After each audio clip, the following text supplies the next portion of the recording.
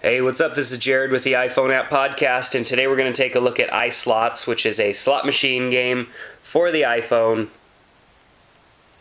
Very simple game to play. You basically can bet once, spin the reel, or play maximum.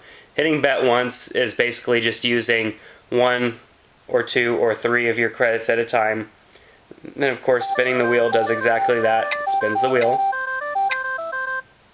You could play max, which plays 3 credits at once. It's the quickest way to lose. Or you can hit cash out, which actually takes you to your settings, and you could change to real sound effects rather than that music that would probably drive me up the wall.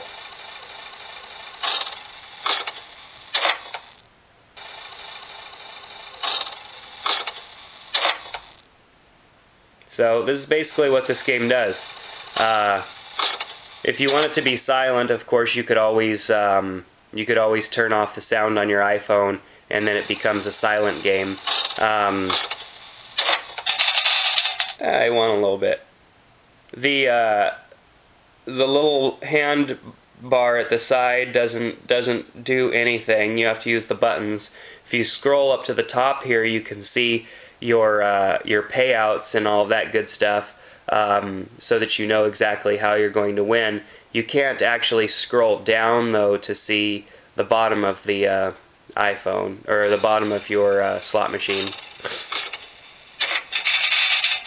So it's a fun game if you like slot machines and you're not in Vegas, where obviously slot machines are in every possible business or building. So it's a fun game. It's a fun game to play when you're bored and you just need, something that's easy to play, that you might have to quit at any time, because when you quit the game and you come back, it does save the amount of credits that you've used. So of course, if you've got a good game going and you have to quit, it's not going to, kill you, because you can come back and start that game over again. So iSlots, fun little game on the iPhone. And of course, sponsors. I sponsor this podcast, obviously. My name is Jared Hill, and you can visit my website at jaredhill.com. I am a web designer and photographer. You can go to my website and view some of my work in case you are ever in need of a service like that. And then, of course, GoDaddy.com, which is our sponsor. Also, if you want to save a little bit of money on web services over at GoDaddy, you can use these coupon codes here, iPhone, iPhone 1, and iPhone 2, and that also helps support our podcast.